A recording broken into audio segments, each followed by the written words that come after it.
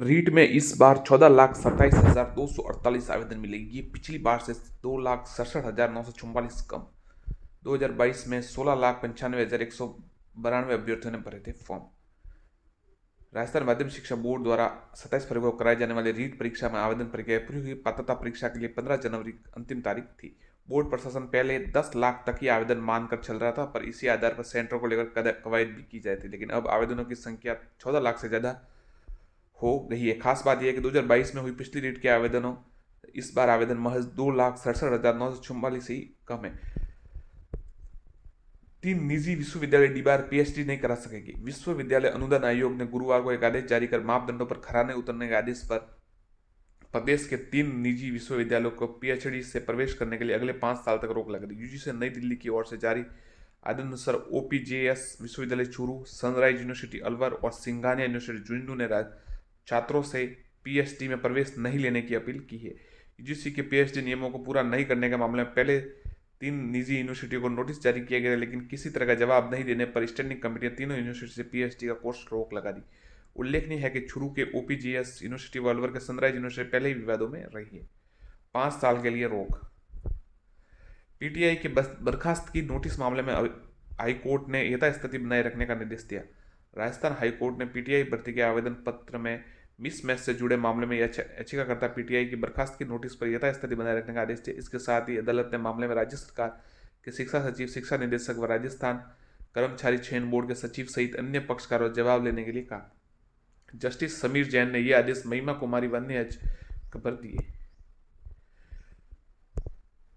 RPSC ने जारी की विभिन्न विषयों की मॉडल उत्तर कुंजियां। वरिष्ठ अध्यापक संस्कृत शिक्षा विभाग प्रतियोगी परीक्षा 2024। राजस्थान लोक सेवा आयोग ने द्वारा वरिष्ठ अध्यापक संस्कृत शिक्षा विभाग प्रतियोगी परीक्षा 2024 के तहत GK and education, psychology, social science, Hindi, science, mathematics, Sanskrit, English विषय की उत्तर कुंजियां जारी की।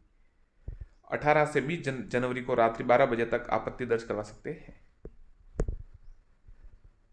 अंतरिम रिफंड नोटिस। वर्धमान महावीर खुला विश्वविद्यालय कोटा पीटीईटी 2024 परीक्षा में काउंसलिंग होगा। जिन पात्र अभ्यर्थियों को जिन काउंसलिंग पंजीकरण शुल्क रूप में 5,000 या अथवा 22,000 महाविद्यालय शुल्क जमा किया गया था, उन्हें महाविद्यालय आवंटित नहीं हुआ है और उन्हें प्रवेश नहीं लिया है, अभी तक उन्हें फीस रिफंड के पूर्व दोनों चरणों में रिफंड आवेदन नहीं किया है, उन अभ्यर्थियों को इस नोटिस द्वारा फीस रिफंड का अंतिम अवसर दिया जाता है। नीट पीजी पेपर लीक में बड़े घोटाले का पर्दाफाश। 55 डॉक्टर संदेह के घेरे में। पटना मेडिकल कॉलेज में अग्निकांड से हुआ खुलासा। राजस्थान 3 विश्वविद्यालय में 5 साल तक पीएचडी दाखिले पर रोक। अन्य संस्थानों पर भी हो सकती है कार्रवाई। विश्वविद्यालय अनुदान आयोग के प्रोफेसर एम जगदीश कुमार ने कहा कि पीएचडी की गुणवत्ता हमारे लिए प्राथमिकता है। उच्च शिक्षण संस्थानों में पीएचडी कार्यक्रम में उच्च मानक बनाए रखने प्रतिबद्ध होना पड़ेगा। 8वां वेतन आयोग बनेगा। 1 करोड़ केंद्रीय कर्मियों पेंशनभोगियों को फायदा। आम बजट से पहले मोदी सरकार ने दिया बड़ा तोहफा। 26 जनवरी 2026 से लागू होगी सिफारिशें। केंद्रीय कैबिनेट 3 सदस्यीय आयोग पर लगाई मोहर। 7 पेपरों के आंसर की जारी। आयोग की नजर में एक प्रश्न भी गलत नहीं। आरपीएससी ने जारी किए ये, आपको पता, संस्कृत शिक्षा में आयोग ने किसी भी विषय में एक भी प्रश्न डिलीट नहीं किया। आयोग ने अभ्यर्थियों से 20 जनवरी तक मांगी आपत्तियां। प्रवेश परीक्षा में 40% अंक अनिवार्य, बहुविकल्पीय हो गए सभी प्रश्न। 6वीं व 9वीं कक्षा में मिलेगा दाखिला। सैनिक स्कूल में प्रवेश के लिए अब आवेदन 23 जनवरी तक, अंतिम तिथि में बढ़ोतरी। बजट में यूनिफॉर्म व बैग खरीदने के लिए 1,000 रुपये देने की घोषणा की थी। अब प्रति स्टूडेंट 800 रुपये ही मिलेंगे।